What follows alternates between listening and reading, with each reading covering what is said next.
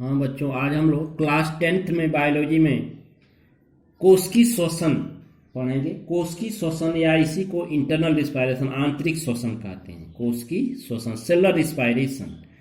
तो respiration, cellular respiration का है कोशिकाओं में भोजन के जारण को श्वसन कहते हैं। Burning of food material in the cell is known as cell respiration. Burning of food in the cell is known as cell respiration. कोशिकाओं में भोजन के जारण को श्वसन कहते हैं।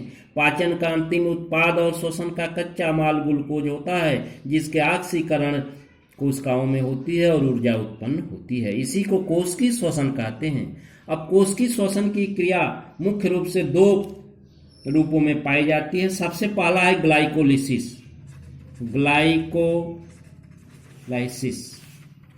ये ग्लाइकोलाइसिस, इसमें breakdown of glucose molecule into pyruvic acid. इसमें जो पाचन का अंतिम उत्पाद और श्वसन का कच्चा माल हम ग्लूकोज कह रहे हैं, यह ग्लूकोज का ऑक्सीकरण होता है और ऑक्सीकरण के फलस्वरूप ये पायरुविक अम्ल में बदल जाता है। किसमें? पायरुविक अम्ल में बदल जाता है। पायरुविक एसिड, पायरुविक अम्ल पायरुविक एसिड में बदल जाता है इसके ऑक्सीडेशन से, ऑक्सीकरण से। ये ग्लूकोज क्या है? पाचन का अंतिम उत्पाद है और अवशोषण के फलस्वरूप ये रक्त में पहुंचता है। इसी का ऑक्सीकरण होता है O2 की उपस्थिति में और पायरुविक अम्ल बन जाता है। ये क्रिया कहाँ होती है? ये क्रिया आपके साइटोप्लाज्म में होती है। साइटोप्लाज्म, कोशिका द्रव्य। किसमें? कोशा द्रव्य। ये क्रिया कहाँ होती है? कोशा द्रव्य में। तो ग्लाइकोलिसिस पहला स्टेप होता है, ग्लाइकोलिसिस। इसके अंतर्गत जो ग्लूकोज जैसे पाचन के अंतिम उत्पाद हैं उनका ऑक्सीकरण होता है और पायरुविक अम्ल का निर्माण होता है। ये ऑक्सीजन की उपस्थिति में एक क्रिया संपन्न होती है, कोशिका द्रव्य में संपन्न होती है। और अब आगे की क्रिया निर्भर करती है कि ये ऑक्सीजन की उपस्थिति या अनुपस्थिति पर निर्भर करती है कि ये क्रिया कैसे संपन्न होगी। दूसरी क्रिया जो होती है वो क्रेब्स साइकिल होती है। क्या होती है? क्रेब्स चक्र। क्रेब्स चक्र,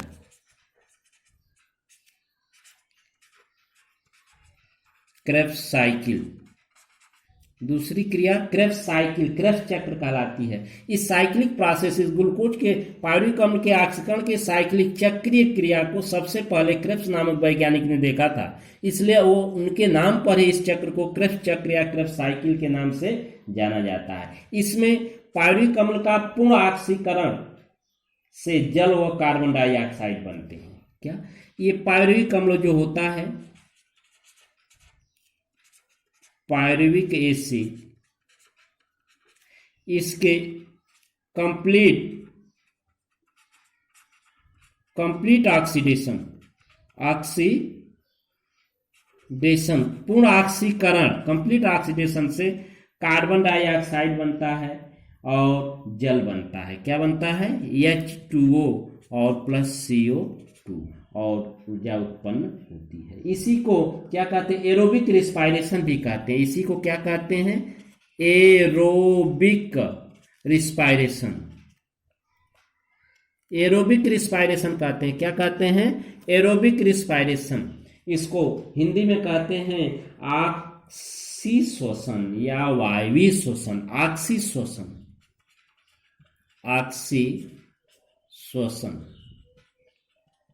इसके अंतर्गत पायरुविक अम्ल के पूर्ण ऑक्सीकरण से जल, कार्बन डाइऑक्साइड इत्यादि बनते हैं और पूरा वायवीय श्वसन कोशिका द्रव्य में होती है। इस तरह से ये ग्लाइकोलिसिस को एनारोबिक कहते हैं। क्या कहते हैं? एनारोबिक रिस्पायरेशन के नाम से जानते हैं। इसको क्या कहते हैं? Anaerobic respiration. और इसको क्या कहते हैं? Aerobic respiration. ऑक्सी या वायवीय श्वसन। ऑक्सीजन के अभाव में कोशा द्रव्य में ही पायरुविक अम्ल के अपूर्ण ऑक्सीकरण से एथिल अल्कोहल बन जाता है। ऑक्सी या अवायवीय श्वसन, इसको अनाक्सी या अवायवीय श्वसन कहते हैं। यह क्रिया जो है कोशा द्रव्य में होती है। ऑक्सीजन की अनुपस्थिति में ही इस पायरुविक अम्ल का ऑक्सीकरण होता है, जिससे एनारोबिक रिस्पायरेशन कहते हैं। और क्रेब्स चक्र में पायरुविक अम्ल का पूर्ण ऑक्सीकरण होता है ऑक्सीजन की उपस्थिति में, इसलिए इसको ऑक्सीश्वसन कहते हैं। यह क्रिया जो है माइटोकॉन्ड्रिया किसमें होती है? माइटोकॉन्ड्रिया। यह एक कोशिकांग है जिसको पावर हाउस कहते हैं। जो ऊर्जा बनती है इसी में स्टोर्ड हो जाती है। इस तरह से पूरा अवायवीय श्वसन कोशिका द्रव में और वायवीय श्वसन माइटोकॉन्ड्रिया में पूर्ण होती है। अब ATP generation, ATP generation, ATP की उत्पादन, एटीपी जनरेशन कैसे होता है? वायवीय श्वसन क्रिया में ग्लूकोज के एक अणु से वन मॉलिक्यूल ग्लूकोज, एक अणु ग्लूकोज से 38 एटीपी ऊर्जा उत्पन्न होती है। कितने एटीपी? 38 एटीपी ऊर्जा उत्पन्न होती है, जिसमें से ग्लाइकोलिसिस, एटीपी जनरेशन, इसमें सबसे पहले आपको पहला पॉइंट है ग्लाइकोलिसिस। ग्लाइकोलाइसिस से कुल कितनी एटीपी अणुओं का निर्माण होता है? 10 एटीपी, जिसमें से आप क्रिया के प्रारंभ में ही 2 एटीपी खर्च होते हैं, 2 एटीपी खर्च हो जाते हैं, जिससे कितने? 8 एटीपी का लाभ होता है, 8 एटीपी का लाभ होता है, प्राप्त होते हैं।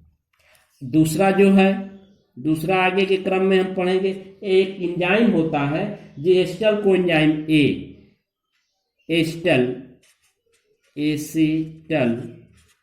कोएंजाइम ए इसको कहते हैं। इस एसिटल कोएंजाइम ए के द्वारा जो है ए से जो बनते हैं 6 एटीपी ऊर्जा। कितने एटीपी? 6 एटीपी ऊर्जा का लाभ होता है। और तीसरा आपका जो होता है, तीसरे से जो है क्रेब्स चक्र में 24 एटीपी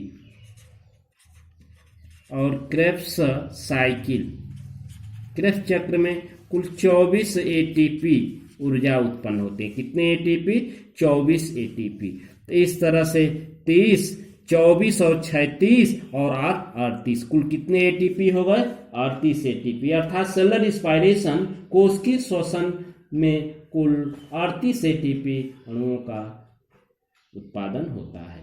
अब अवायवीय श्वसन में एक ग्लूकोज अणु से 2 एटीपी अणु प्राप्त होते हैं। एक ग्लूकोज के अणु से कितने एटीपी? अवायवीय एनारोबिक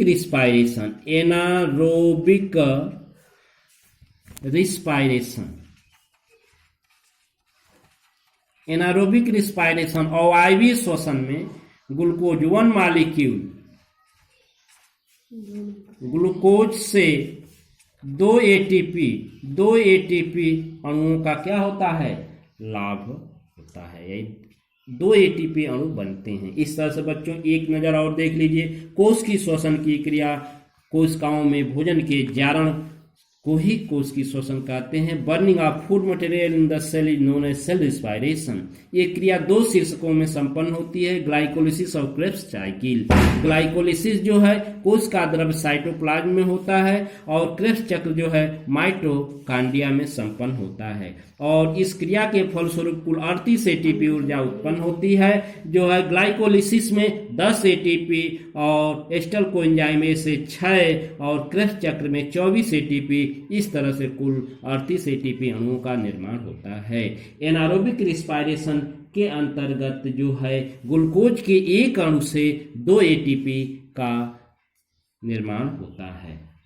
कल हम लोग पढ़ेंगे श्वसन एवं श्वसन दर।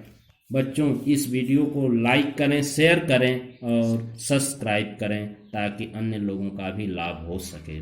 Thank you.